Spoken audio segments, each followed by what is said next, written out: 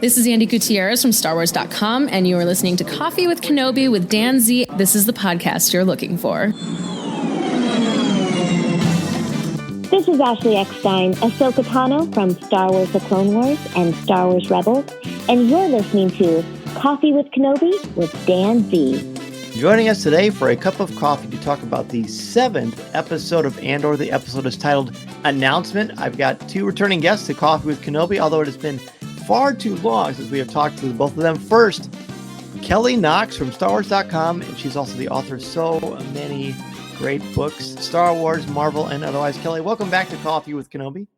Hi, thanks for inviting me. You bet. It's great to see. We actually got to meet in person for the first time at Celebration in April, so that was a fun surprise. It was. I was happy we recognized each other, even both masked the way we were. I know, it's very true. This other guy, I saw him at Celebration. I've seen him in quite a few other places. He's a good friend of mine. We are both often when Lou Mangello on WDW Radio talks about Star Wars, he brings in me and our other host for this evening, Ryan Donoho from the Forcecast. Ryan, welcome back to the show, bud.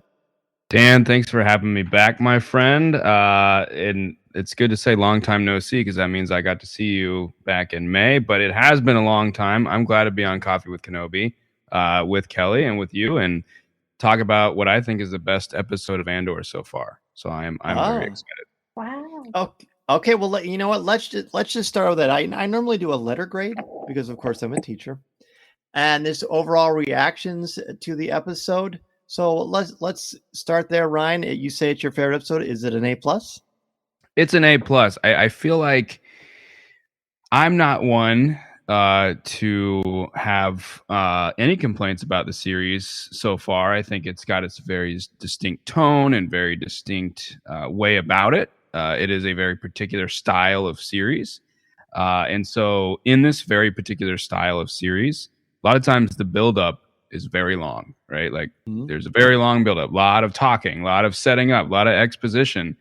And it feels like now that we hit mid-season and now we're on I guess now we're going down the roller coaster, some of those things are starting to pay off. And some of those webs are starting to intertwine. And some of those different things are all starting to happen. And by the end of this episode, you could kind of see that, okay, I understand why they set up this a certain way or why we saw this character go a certain way. And now the questions are starting to flood in. Before, it was almost like I was letting the show come to me. Now my brain is starting to sort of, there's gears inside of it starting to crank going, oh, wow, I wonder what's going to happen here. I wonder what's going to happen with this character. So when they have this type of show where the buildup can be pretty long, when it starts to pay off, it makes it even sweeter. And so that's how I kind of felt, where I was glued to the screen for the entire episode. Right, which I believe, is it the longest episode of the season? I think so. If it's not, it's got to be pretty close to the top. Kelly, what about you? A letter grade and overall reactions to this episode? I mean, every episode is an A. I would give this one an A. It's only not an A+ because Brasso, the MVP guy, didn't show up, and I was kind of hoping we'd see him again. But we did get to see Bix again, and of course B2. So that was always that was great to see. But yeah, A. Probably by the end of the season, I'll say, oh, this episode set up so much more stuff that I wasn't aware of yet, and it would be an A+. But yeah, I love every episode, and this one, especially going back to Ferrix and seeing Andor with Marva again. All of it was perfect. All right. Well, that's some high praise as well. I would think I would give this an A+. And the reason why, if you were asked me to describe this episode in one word, I would say Galactica-esque. This episode reminded me of Battlestar Galactica, the newer version of Battlestar Galactica, because of the intrigue, because of the interior machinations of several different parties, both on the side of the burgeoning rebellion as well as the tyranny of the Empire. And there's just so many plot threads working together, but this is not like a sitcom or your typical half-hour or hour-long episode of anything. There's just the writing and the intrigue is just so sophisticated. I feel like it's not really a bold claim anymore to say this is the best written overall consistent Star Wars storytelling that we've ever gotten. back to back to back to back to back. I think is that too crazy of a claim, Kelly? Am I drinking too much caffeinated beverages over here? Maybe, but no, I don't think it's too much of a of a wild claim to say that. You do feel like every episode is connected to the one before it, or 5 before it, and it's a great, not a linear story, but like I was saying, there's like a connection to everything that I think we might not always get because of so many different styles of different series. Like Mandalorian can vary from episode to episode, but this one is pretty consistent. Yeah, it's Ryan, is Andor your favorite Disney Plus Star Wars series? That's a tough question. Probably an unfair question. It's definitely the one that I'm most I'll put it this way. It's the only Star Wars series I've ever turned captions on while I watch. Because there is so much dialogue for almost like something like I wouldn't say it's pointless at all, but it's setting a tone with every piece of dialogue. If you think about the cereal scene a couple episodes back, right? That type of scene would never be in another Star Wars series. Like in like a series like Kenobi or even The Mandalorian, which can sometimes be a slow burn. You would never see that, but there's so much exposition and so many things going on that it's like the first time we've ever seen in Star Wars, period, because George Lucas is certainly not a man that would have dialogue like this or set up like this. So it's not, I wouldn't say it's my favorite yet. I'm going to see what happens with the first season and see where that goes. But it's the first one that I've ever it's making me think on a deeper level outside the lore, right? Normally when I'm watching Kenobi, I'm thinking about the lore and what that has to do with Darth Vader and A New Hope. And this one, I'm very hyper focused on this particular story. I'm not necessarily worried about like Yularen was in this episode, and I didn't even realize it until like later on, and I'm like, oh, that's cool, and that's all I kind of thought about. I wasn't thinking about what that means for the Clone Wars. I'm still so hyper focused because the dialogue really makes you kind of hyper focus on this and the story and the setup. That this particular story is so compelling. It's the first Star Wars series I've ever watched where even when I'm watching The Mandalorian, oh, is that Snoke in that tank, or is that what's it mean for the First Order, or what is this and that, right? And now, I'm not thinking the first couple episodes I was, and then now I'm I actually don't. I'm not having those thoughts. I got to turn the captions on. I don't want to miss a word of what's being said. And it's a unique watching experience for me for Star Wars. Highly recommend watching the captions for everything because it will give you names and planets and different things that maybe you thought you missed. I like how you phrase that. For me, it's really nice to be unshackled by the mythology in a story that's very much ensconced in the mythology, but from the dark recesses of Star Wars that you just sort of, your mind may sometimes go there throughout the 40 plus years, but you don't really see it. You mentioned Lauren, there's this great speech, like at the very, very beginning where he says, the criminals responsible for last night's atrocity think they've taken the Empire by surprise. We know better, as it shows everyone getting dressed and ready. When they discover how ready and eager we are to respond, I'm kind of reading the captions as I do, is to be prepared to be here this morning. And we know that the only question we need to answer is how tight to close our fist. I really like that a lot. This is why we plan. This is why we work so hard when we're at peace. So, Kelly, what are your impressions as you see this build up and the really nice shots of people, getting dressed, putting their boots on, marching into the ISB? It's not a throne room, but their conference room. Tell me kind of what went through your mind as you're watching that opening sequence. I think this show is probably one of the best series I've ever seen that does show don't tell. And I think setting up the scene with Cyril talking about wanting his collar higher, and then they immediately cut to the Imperial officer's collar. Like that one little bit, like it was either foreshadowing or it was just showing you maybe what Cyril really wants, or, it's just enough to make you think about what they're trying to say without saying it. And I really think that this series excels at that. So just seeing first that switch from Cyril at the table talking about having his suit tailored to, the ISB officers getting ready for the meeting. I thought that was just brilliant. I don't know if they're foreshadowing that he will join the Empire, but that's the great thing is it's not beating you over the head with that imagery, right? It's still just asking a few more questions that you might not have thought of otherwise. Show don't tell is exactly what you do in your writing, which you should do in dialogue. The Empire has this new. They're basically going to put all their cards on the table with force. They're going to ask for things like a tribute tax equal to 5 times the amount stolen from Aldhani, which of course all happened in the episode of the Eye. Everyone's shifting around. Any sector that's harboring partisan activity, they're going to make it very, very clear that no one is going to steal from the Empire. Everyone is just so fascinated as they're saying this. Any custom, festival, tradition is a cover for rebel activity. It's going to be ixnayed completely. It's going to trigger permanent revocation of imperial tolerance, which is a pretty scary thing when we know the Empire is not a tolerant people. And then Yularen says, I spoke with Emperor Palpatine last night, in which the Palpatine tells him ISP is going to go take the lead going forward. No one in this room has trouble accessing army or naval resources in the future. So basically, we're talking about a government. A government is probably an interesting turn of phrase for what the Empire is, I suppose. But they're basically saying, much like what I think the First Order does in the sequel trilogy, basically saying, hey, you know what? We don't have any rules anymore. We're going to do whatever we want, whenever we want, because we are justified, because you have been attacking us.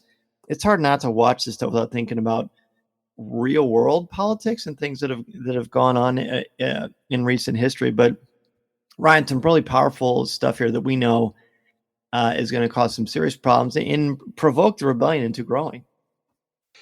I'm glad you said that last part, because they're in my notes that I wrote. It says it's almost funny because we're seeing to them sort of a change in the Empire here, that if this rebel cell activity that we start to see pop up is going to become more and more serious, because of course they have laws about anti-imperial actions. We hear about that at the end of the episode, but like to have real rebel cells making this sort of an impact that they did on Aldhani, they're trying to show that they're prepared. But what we know in the back of our mind is that they don't grow or change or anything like that. And in fact, when you become this way, where you mentioned there's no more rules and it's kind of, we're going to do what we want, we're going to squash this, it kind of creates a lawlessness in a different sense, which allows the rebellion to exist in there. Because when you get rid of the rules and the order and the calm and measured approach to things, that's where the rebellion starts to, like you said, it inspires people. You saw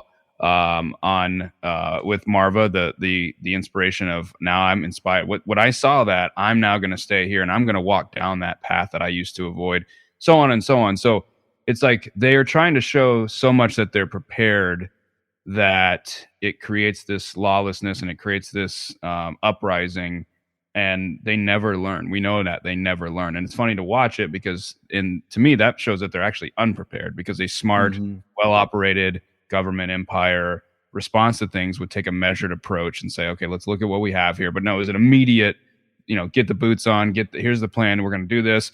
We see at the end of the episode, like, it used to be 6 months, now it's 6 years. We're just going to do all these different things that we've lost our sense of order, which is ironic, because the Empire's whole selling point is we bring order. And then with this type of reaction and this type of actions to things, it actually creates the opposite effect. And they're so, I guess, obsessed with their agenda that they don't actually see what they're really doing. And that really is the reason why the rebellion continues to grow and exist. And it almost starts to make sense when you see Rebels or the ending of Solo, or just things that we know about Star Wars in general.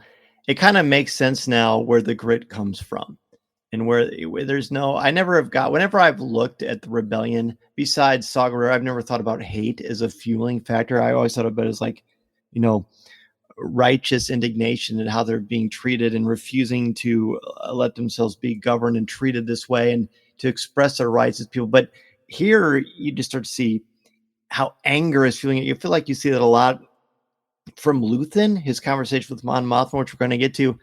But Yularen closes this meeting by saying any criminal act with even indirect effect on the Empire, just indirect, like happenstance kind of things, is going to be branded a Class 1 offense. Now, I'm no lawyer, especially in the world of a fictional galactic universe, but that doesn't sound very good.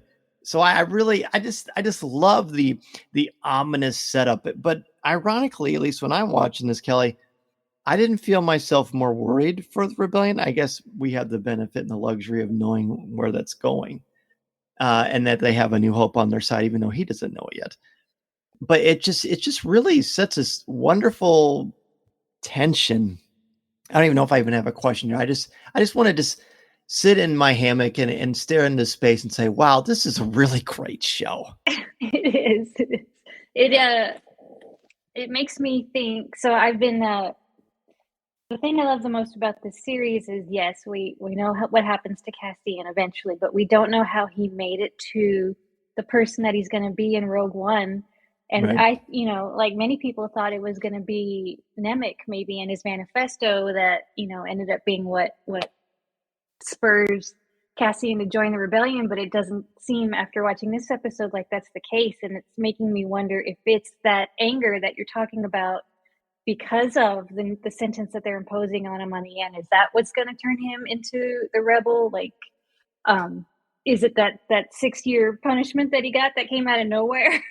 Yeah. Is that going to be the turning point? Because so far he obviously, he hasn't found his cause yet, and so that's He's a tourist. what I think. Yeah, I'm just a tourist. And so I feel like that's the point that I'm really looking forward to us getting to, is what makes him want to actually join the rebellion, and then what actually gives him the hope that he's fighting for. And I feel like every episode we get just a little bit closer. We're not there yet, but it makes me so excited for still what's to come. I think Daedra here steals the show. Speaking of excited for things to come, because the way that she is just resolute, similar to Cyril, but she appears to have, she certainly got more clout and a more consistent confidence within herself. I think that's fair to say, even though Cyril will always have our hearts to a degree because he introduced Cyril into the world of Star Wars, which is, what we've all been dreaming of. But I really like this sequence right after the meeting when she says, this is exactly what they want. We're playing into the rebels' hands. They want us to think of it as a robbery, but her assistant says, Hurt says, what is it? And she says, an announcement. Whenever you see the titles, I feel like in these episodes of Andor, Ryan, they pay off. Announcement, I think, is a great word for this, for the title of this episode, because we see announcements throughout a lot of different interactions, and we've been kind of going linear, but we can jump anywhere you want. Kelly brought up the whole tourist thing with Cassian at the end, but talk about the different announcements you see in here. Because if I were writing this, and I'm clearly not, instead of saying announcement, I think I would have said ascension, because I feel like everyone takes a step forward in their progress, in their goals, and in finding liaisons or cohorts to work with to kind of meet their own ends. Well, I will say that in my notes, I actually wrote that the beginning of this episode, the reaction to what happened on Aldhani was almost like a broadcast, right? Like they don't have access to the Imperial Holonet. They don't have their own. I mean, the rebellion at this point isn't even a rebellion, right? There's no alliance yet. It's, we know from Rebels, there's a bunch of cells and eventually an alliance forms. But at this stage, there is no governing body. There's no sort of council. There's nothing for what we know becomes the Rebel Alliance. So how do you get a broadcast out to the galaxy that the rebellion is real, that there is some force fighting back against this? And this action Aldhani, they continually show and repeat that they heard this on the news, right? B played this for me on the news. You hear Marva say, right? It's almost like a broadcast, as much as it is an announcement, saying, hey, we have arrived, right? They're announcing that, but it became a broadcast because everybody heard about it on the news, right? In that sort of, it's like an antique shop, toy shop, whatever you want to call it. That when he says, do you have anything from Aldhani? Luthen's reaction right away was just like, he runs back to the back room because he can't contain himself. So to me, it was like a broadcast to the galaxy that this is real. But at the same time, because you talked about ascension, everybody taking the next step, you also immediately start to see that now there's going to be competing styles, right? Because in my notes I wrote, you have the Saw style versus the Mon Mothma style, right? And that's a current storyline through this story. But it also does remind me too that you talked about real world politics. It's starting to also show sort of the reflection and the reality that to fight back against an oppressive regime like the Empire, the forces that fight back against it are going to be messy. You're going to have different styles. You're going to have people with different interests, right? Like Cassian helped that that mission on Aldhani, but he had a motive that didn't have anything to do with rights or the Empire. He wanted money and he wanted to get out of here.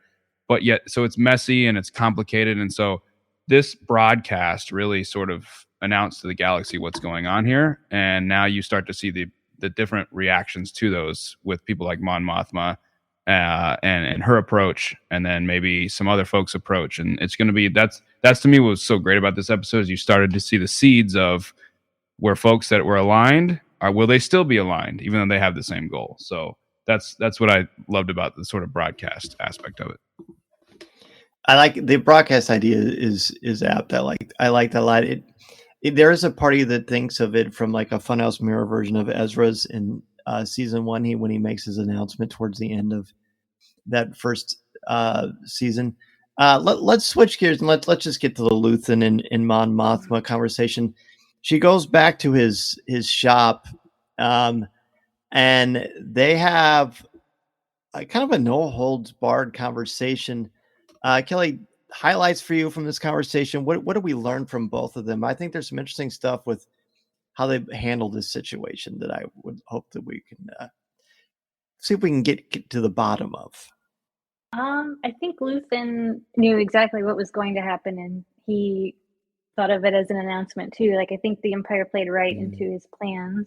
I'm not sure it was as much about the money, although that seems important for the rebellion, as just announcing themselves to the galaxy, which I don't think Mon Mothma was prepared for at all,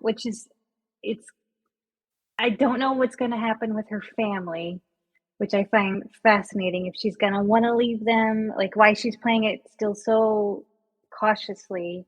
I'm so curious about what she's afraid of losing in particular, because she doesn't seem happy at home. She's definitely not happy as a senator. And so I think they're showing her, she's definitely not ready for any sort of announcement herself. I think in a small way, she was at least inspired to go through with that meeting with her childhood friend at the party, which I think was a really, probably a big step for her in the rebellion. And so I think, I don't know if his words maybe sunk in a little bit, or maybe just the entire, maybe their entire conversation kind of stuck with her, where she was able to take her next step in the rebellion and just, reveal just a little bit of what she was really up to her friend from Chandrila. Yeah, I feel like her conversation with her friend is probably the most important thing that happens in this episode. But I think with Luthen,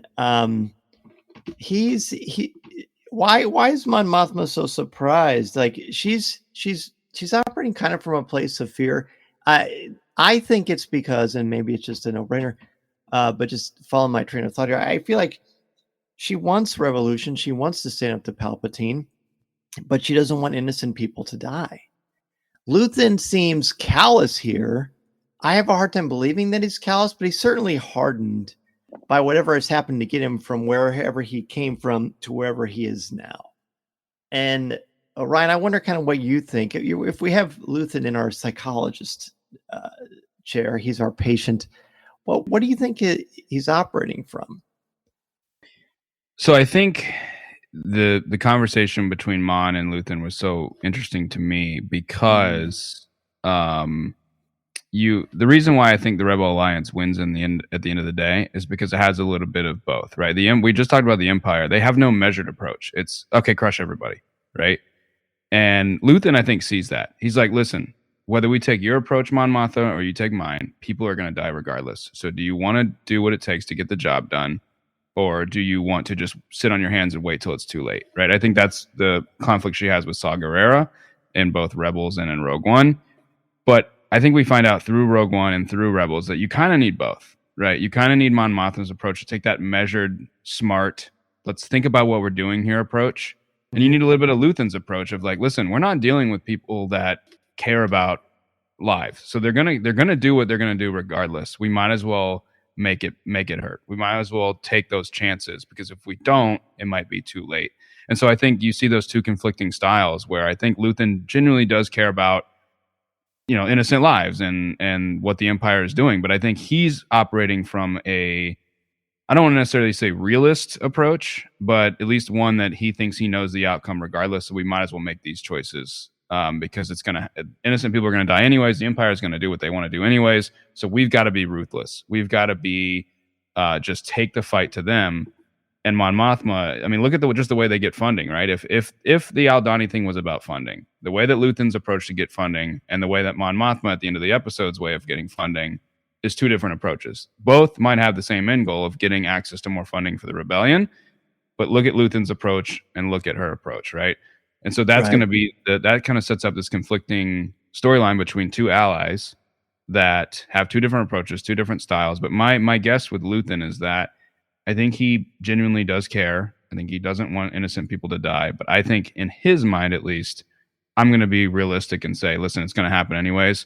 So if I wait for you, Mon, then I might have missed my chance. Aldhani would have never happened. This broadcast, this announcement would have never happened. I think he even says to her at one point, basically, I'm just saying out loud what you already know.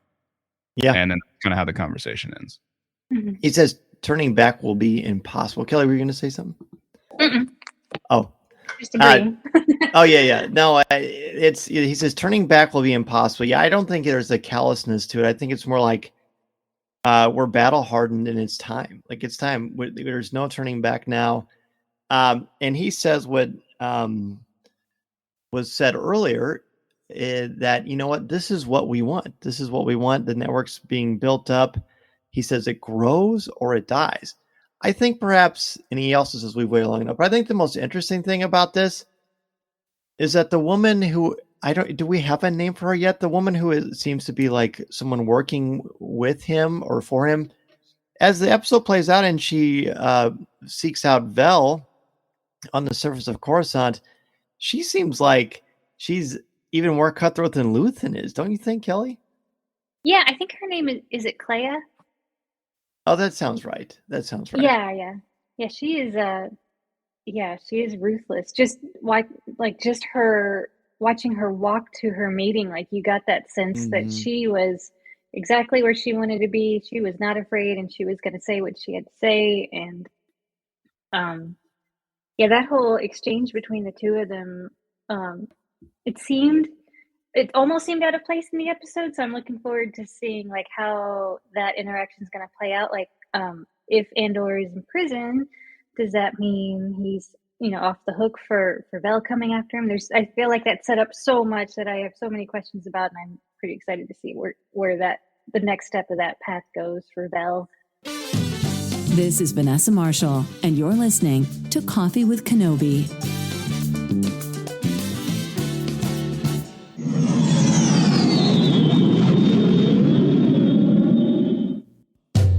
Same with me. When Luthen earlier says the Empire's been choking us so slowly, we're starting not to notice. He wants to invoke fear. He wants the Empire to force their hand. And I think, when she says to him, Mon Mothma says to him, people are going to suffer. He doesn't want that. And I don't think that what was her name? Was Clea? Is it K-L-E-Y-A? Mm-hmm. I think that's right. It really is. I agree with you. It's be interesting to see kind of who started this whole thing. Like I keep expecting Saw Gerrera to show up, and I'm sure he's going to eventually. You almost kind of wonder who would he side with if he was in the room with Luthen and Mon Mothma. Where do you think he would stand, Ryan, if he was there in this conversation? Probably Luthen. I think Mon is probably going to be on an island through most of this, because once the announcement's made, once the broadcast is made, everyone's fired up at this point. So I think you're not going to find a lot of folks that are looking to be measured or be patient, because everyone's really starting to feel the effects of the Empire. And that's where it's such an interesting topic. Are people like Saw Gerrera and Luthen, are they extremists, or are they people that are a little, maybe just think that you have to fight fire with fire and not fight fire with a water hose, right? There's so many different ways you could look at people like Luthen, and now his like you mentioned, sort of his his crew that seem even more cutthroat than he is. You know, you look at the way that Saw Gerrera operates in Rogue One versus how the Alliance operates in Rogue One. Like, you put like sacks over people's head and you don't know where you're going, and then next thing you know, you show up to this unnamed hut and you've got this crew where the Alliance has Jyn in handcuffs, and they you know, they kind of talk to her, and such a different approach. So that's actually what I think Tony Gilroy in this series is going to explore, because that was explored in Rogue One, the difference between the extremist approach and the diplomatic approach, and where those need to align. Like, if you think about Rogue One itself, which is why I love this idea of the two different approaches, is like the actual attack on Scarif was not approved, right? It was people saying, all right, forget it, we're doing it anyways.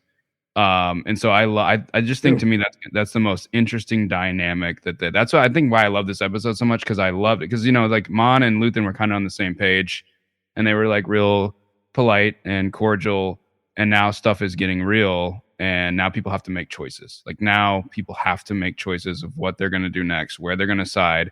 What does Mon Mothma's Senate career look like? You know, I don't think Luthen's going to be hanging out in that shop much longer. Let's just say that. Like, I think he's going to have to do that. So personally, I think a lot of folks are going to be on the Luthen side of things, just because once the passion is there and once the reality is hit, I think natural reactions to thing are to join the fight when you're in that kind of cause. So I personally think Luthen. You almost wonder if Saw Gerrera will be in the middle, or maybe he'll be so extreme. I don't know. I mean, I think it's just realistic, because even when you're like-minded, you have similar goals, you actually want, I feel like there's altruism somewhere deep down inside, but they've been hurt by a lot of things, a lot of oppression. And now the Empire is basically saying, we're not going to hide it anymore. They're like, it's almost like you're shaking the beehive because you want the bees to leave, to their cage. It's probably not the best metaphor I could think of, but I'll work on that. Kelly, we meet Tay Kolma. You referenced this conversation before. I said a little bit ago, I think this is the most important part of the entire episode. At least it landed the most for me. I feel like it's Genevieve O'Reilly is absolutely a tour de force in this particular scene, especially. She's just very charming and elegant, but there's real fire in her eyes. And I love the way that she speaks with her friend. Again, his name is Tay Kolma. Talk about their conversation and key things that stand out for you that you think are going to be important later on. So I thought it was interesting, the conversation. They kept cutting to Para and her husband, and he was talking to a different woman every time, which was its own little subtext, I think, happening at the exact same time. And he didn't seem, I watched him to see how concerned he was about her conversation, because she was obviously having a pretty intense conversation, and it didn't look like he noticed her at all. So that was fascinating. I think that she and Tay kind of danced around each other for a while, but I think they are going to ultimately be on the same page. It's not the kind of, Andor isn't the kind of show, like we were saying earlier, where you're going to see like the cameo pop up and then the reference to this guy, but I can't help but wish that Bail Organa had been at that party, because I don't personally know where he would fit between the Luthen and the Mon Mothma. You know, if those are your two ends of the spectrum, like where does Bail fit on that? Like, I feel like he's probably way more towards the Mon Mothma side, but I would love to have see more of what he's been up to, because we didn't get much in Rogue One. He just kind of came out of the shadows, and in Obi-Wan Kenobi, he obviously has his hands full with what's happening with Leia. So even though it's not like that's not what they're going for with this particular Star Wars series, I would have liked just to have seen maybe Bail mingle a little bit during that scene. But otherwise, yeah, I thought that was a very played, quiet but intense scene that's giving us a hint that Mon Mothma is probably going to start making some more serious moves pretty soon. Well, speaking of that, and I'm going to ask you this one too. You're a mom. You have a daughter, right? And she's 13, just like okay, that's even better. I thought that was about the right age. Tell me about, because to me this, I mean, there's obviously a little bit of history that we don't know about, but I feel like you could take whatever the tension is between the two of them and place it anywhere. It doesn't have to be Star Wars, but it has nothing to do with Star Wars or a fictional universe. this is sort of a mom-daughter thing, or I don't know. You are definitely the more qualified to answer this than either I or Ryan are. I did have to pause it after he said that's a difficult age because I knew exactly how old she was, and I started laughing, and I was like, yeah, I think just from personal experience, yes, it is a difficult age because 13 is right in between, still a kid, but still, wanting to be the adult, but they're just not there yet. And so, but I feel like, at least compared to my 13-year-old, like you can still feel that divide between Mon Mothma and her daughter. I think that maybe isn't natural, or I don't want to say that's not normal, but I think it's definitely strained past like the typical teenager, assertion of independence. I think there's maybe something else that they need to confront with each other there. I don't know if she'll get the chance. I'm curious to see, because we know when we find Mon Mothma, she's all by herself. So at what point, how does she get there? It's another fascinating question that Andor raises that I'm really interested to see where it goes. When I found out she had even had a daughter, I thought, like, where is she? Like, how would Mon Mothma decide to leave her family and her daughter? And so I know they're setting up the strained relationship to make that maybe a little more plausible, but I don't know. I'm still interested to see where that goes. You almost get the sense that there's a lot of hurt. Perhaps what her mother's been doing, as far as we know, through no fault of her own, is just cause a bit of a strain because maybe she's not always there for her daughter, and it's very clear that her husband, who, in addition to being a complete jerk and desperately wanting to look like Qui-Gon Jinn, also appears to be one who stirs the pot. And it's like he's playing her just like a cat with yarn, just to see them hurt. And I think that's one of the bigger. This series ultimately is about tragedy leading to rebellion, and you're seeing it sort of on a microcosm level as well. And perhaps that will be the tipping point for Mon Mothma. I really want to look more at this recruitment with Tay. Ryan, I know you like you're fascinated by the political intrigue side of Star Wars for sure. Talk about how I mean she recruits him, but I almost feel like even though he doesn't set out to recruit her initially, he's so intrigued by her in his mind, her complete turn of what she stands for. She's been so good at fooling that she's fooled her lifelong friend. I just think this is just a beautiful dance. Verbal dance between the two of them. Yeah, I think that whole party, I guess, is interesting to me because with the family dynamic, with having to go to a lifelong friend, it also really shows that if this is such a zoomed in look at the galaxy at a very minimalist level of, like, we're talking about marriages and parenthood and all these different things and how it can impact somebody. That whole party is like this is what people like Luthen maybe don't understand, right? Like, to my knowledge, he doesn't have a family, he doesn't have a kid, he doesn't have a wife. Like, he's pretty mission driven, where all of the choices Mon Mothma has to make has to take her whole life into scope, right? Like, I'm a senator, I am also a mother, I'm also a wife, whether the guy sucks or not, technically she's still a wife. Like, every choice I make, I can't just recruit a bunch of people, pay them, get them on a ship, and go blow things up and steal money from the Empire. Okay, I just cannot do that. So here's the way that I do things, and she has to take all of these things into account. Like, when she's setting up to talk to him about needing his help, like, the setup was such a long setup because she has to be careful with every word she says, right? Like, only 3 people in the galaxy know this. And when he says that my politics might be a little too strong for you, it's almost like a light bulb went off in her head. And it was like, perfect. I was waiting for the moment to when I knew I could trust you to ask you this thing. So yeah, it is also, like you mentioned, interesting that, like, he was also there to kind of see what's been going on. So I just like that whole setup. At first, I'm not gonna lie, because I've been watching, or I've been reading the captions because I've been hyper focused on Mhm. everybody's facial Mhm. expressions and everything. At first, I'm not gonna lie, I'm like, do I even trust this dude? Like, Yeah, same. Is he working for the Empire? Like, is he? Because she was saying everybody's watching me. They replaced my driver. They did all these things. They're listening to everything I say.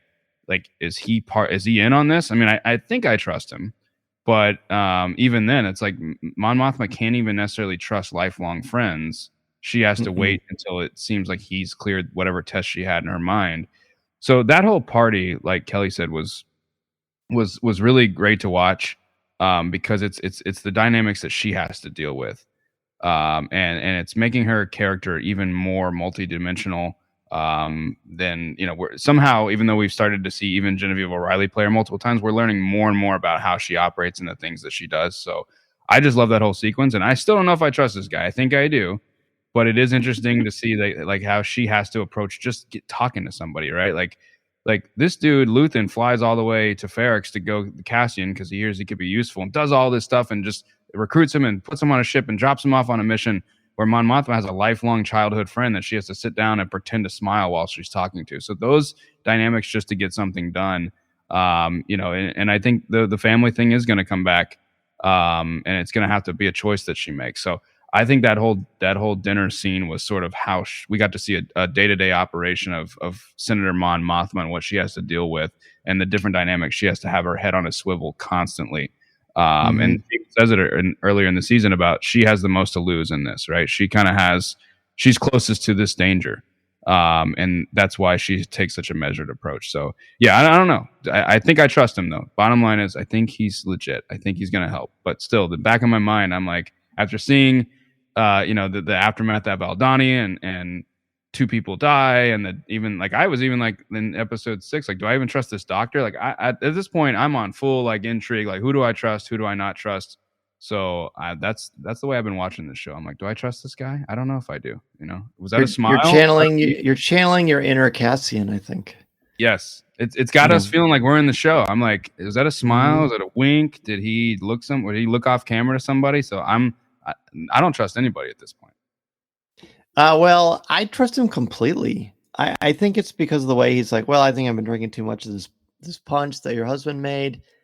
Speaking out of turn, because you're with these Imperials all the time. You're with these people all the time. She says, no, I'm a polite, sometimes indecisive senator who spends her days fighting and failing to protect separatist do-gooders. And his face is like amused. But as time goes on, it's like you're starting to open him up, and he's like, I made you angry. She's like, no, you've actually set me free. I've been wondering how I could sort of confide in you. And I feel like during this moment, I feel like her posture changes, and maybe it's just the way she's presenting her argument, the way she's talking with this like silent, almost deadly conviction that's with a lot of charm and charisma behind it. It's a dynamite acting moment to see her do this. And when I watch this sequence, it makes me want to watch Rogue One again and just watch the Mon Mothma parts, because you kind of know, now that we're actually seeing, she's more than just this polite, charming older woman from Return of the Jedi who says many Bothans died to bring us this information. Right? There's so much more to her now. She's so much more interesting. And she says, look, I want everyone to be the irritation. Then that means if everyone's looking at me, they're going to miss what I'm doing, which is a very similar statement to what Luthen says earlier about daggers and rocks, right? About if they're looking at the rock, they won't see the dagger in my other hand. Doesn't Luthen say that earlier in this episode? I think so. I thought he did, unless I'm confused. I mean, maybe I'm confusing it with something I'm teaching. It's very, very possible. All this wonderful fiction kind of starts to blend together.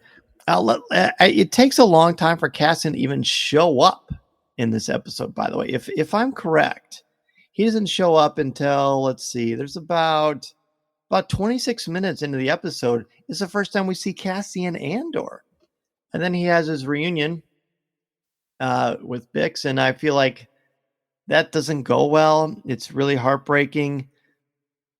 But I'm sure it's something we're going to come back to. Kelly, talk about this scene and sort of what stood out to you.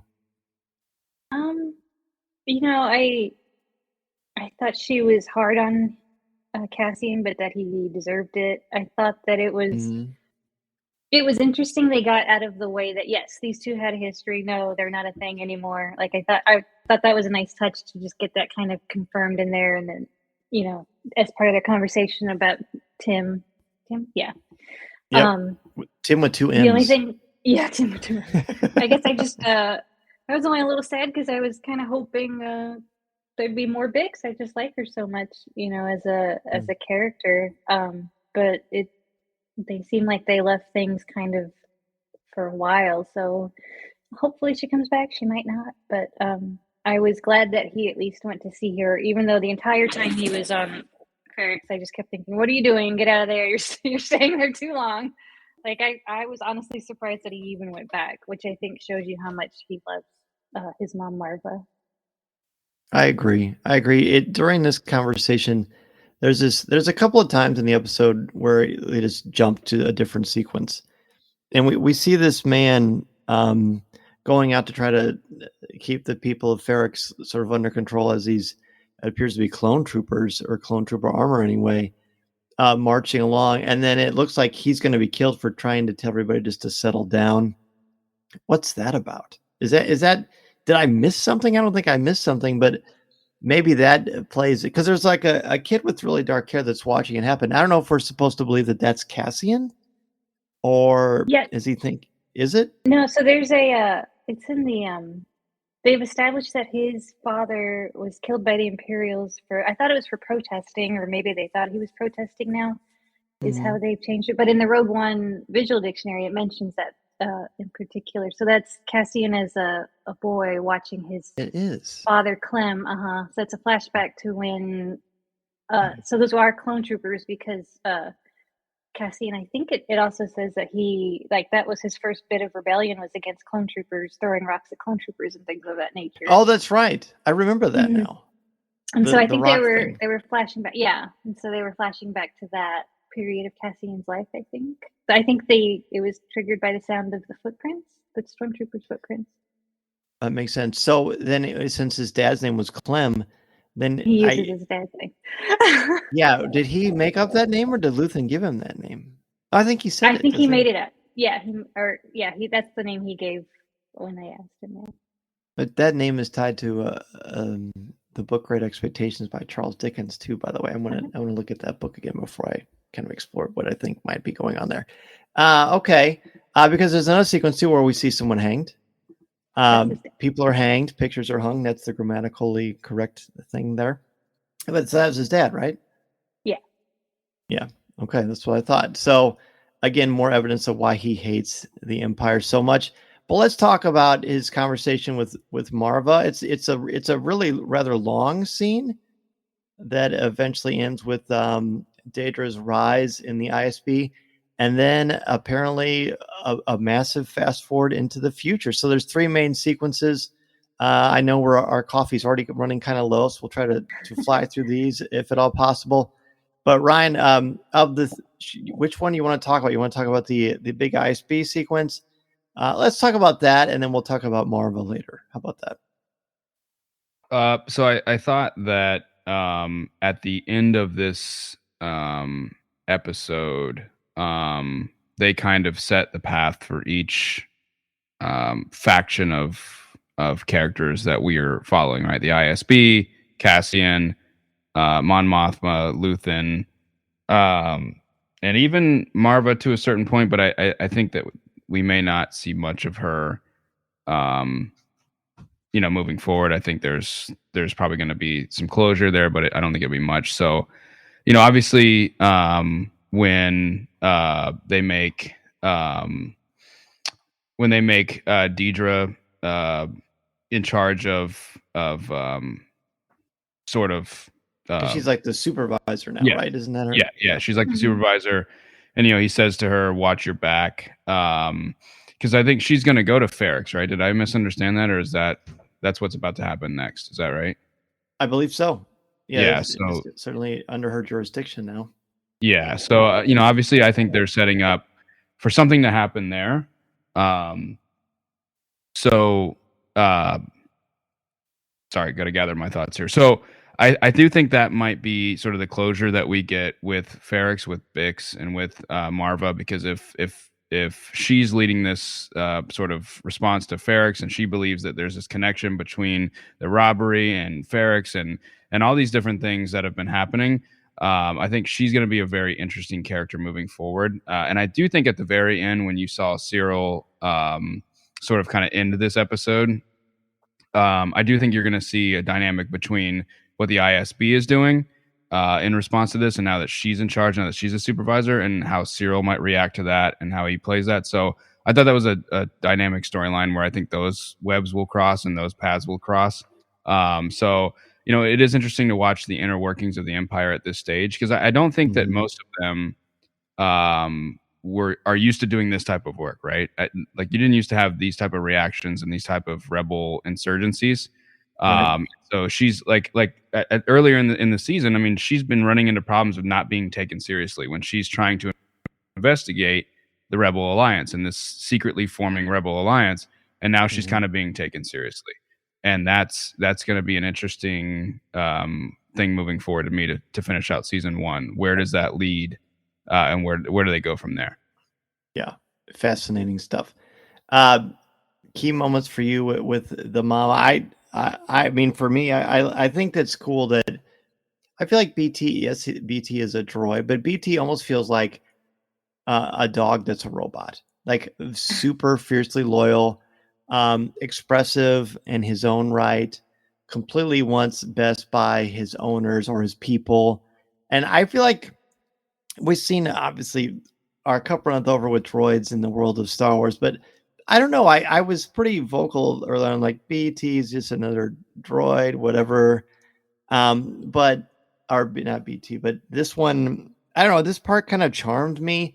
In addition to this very mature woman, this very mature attitude of saying, you know what, you can't stay and I can't go because I'm older, but I'm going to fight. Like, I'm going to fight. I thought for sure he was going to say, well, I did that robbery. That was me. Like I thought there would be this moment of them bridging this little gap they have, this rift between each other because of his recklessness, and her starting to see that his recklessness may have a point, even if he doesn't realize it yet. But yet it doesn't happen, and I'm glad it didn't, because I feel like there's more story to tell and more threads to dangle for us as viewers. But there's just a lot of beautiful stuff here, Kelly. Mm-hmm. I liked when it was really subtle, but when Andor walked in the door, like you said, B2 is so beloved by both of them. Andor just put his hand on his head, like just as a quick little, like a little pet almost. And I thought that was just such a nice little touch. Just by Diego Luna, probably didn't even think about doing it, but it just seemed so natural. I think I was saying earlier, like, Andor's obviously not at the manifesto level of the rebellion, right? He is not on the, like, that. He has no ideals. He has no, he's not there at the rebellions are built on hope stage, right? So how does he get there now if it's not, he and Marva didn't have that moment, and the manifesto that Nemec gave him didn't change anything. Like, there's so many questions I still have, and I think, it might feel like we're slowly getting there, but we're absolutely getting there to see where Andor's, where his passion, I think, and his hope eventually come from. I agree. We talked about Data's ascension, but then something interesting happens. We get this sort of fast forward. It's and even with these birds flying over this ocean in this really funky, unique music. We're on a planet called Niamos, a really lovely looking planet. But this is like as Miami Vice as we've ever seen in Star Wars for sure. I saw somebody call it Space Florida. Yeah.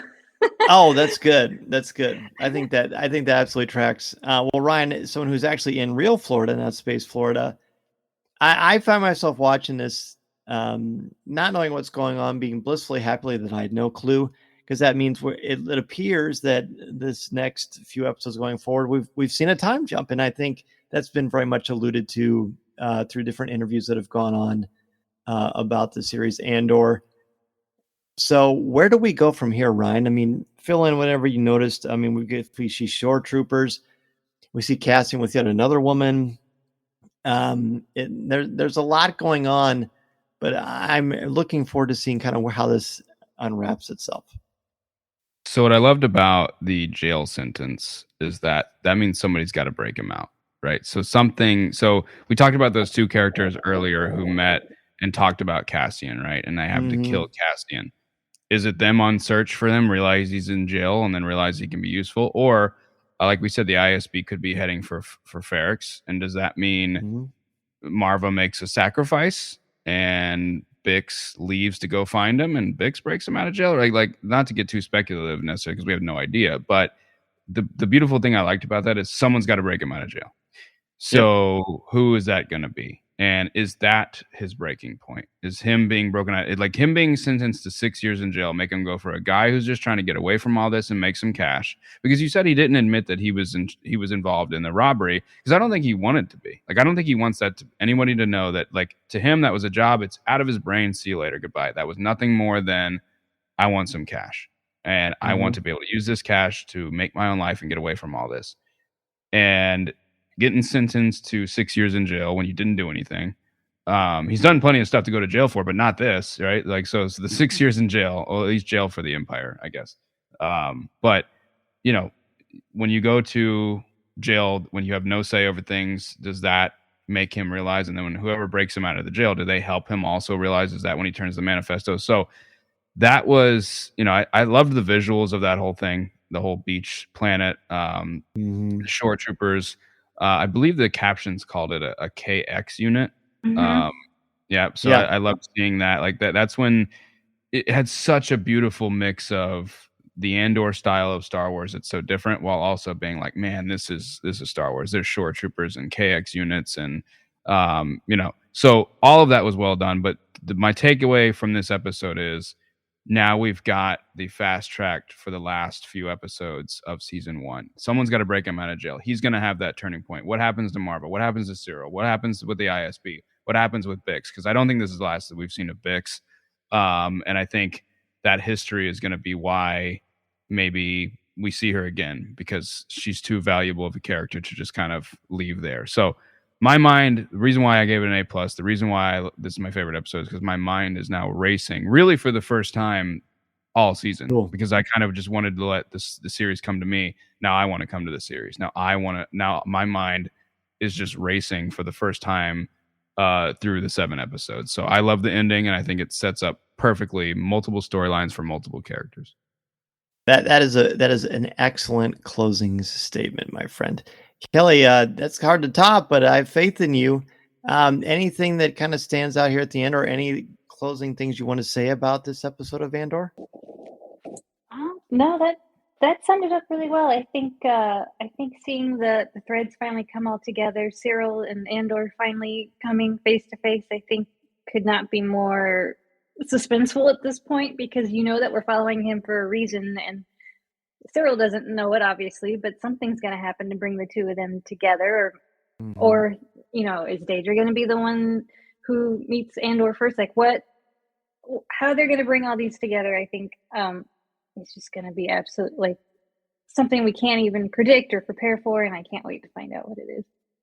Agreed. Absolutely agree. It's delightful because, again, this is, I mentioned a few episodes ago on Coffee with Kenobi, this entire thing just feels like a Tolstoy novel. It's just like, it's so intricately interwoven, and there's a lot of sides of gray, but you could also make a case as to why the Empire thinks they're in the right. Not all aspects of the Empire, but some of them, they're just so convinced and they're so compelling that while we, as respectful human beings, would never join the Imperials, you start to understand. I think that's the brilliance of it, and you also see some of the dark side, and I don't mean that in a forced way, but the sort of the darkness that almost is required sometimes to fight back against this, and how it can sometimes consume you, as we do see with Saw Gerrera. We keep talking about Saw Gerrera; he doesn't even appear in the series yet, but of course, we know that he will because of the previews themselves.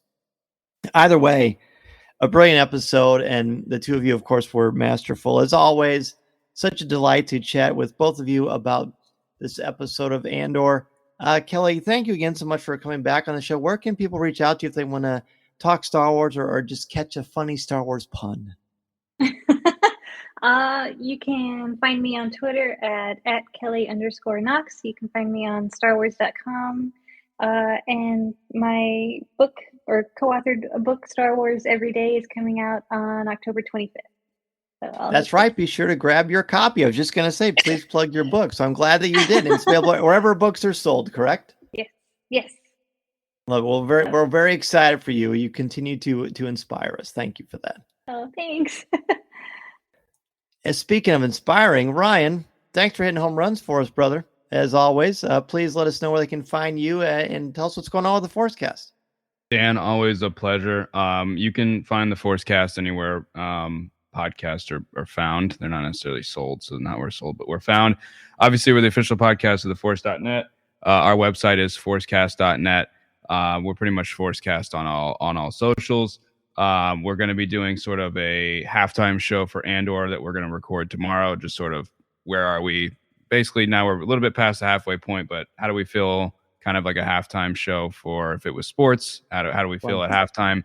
And how do we feel like how this game is going to end?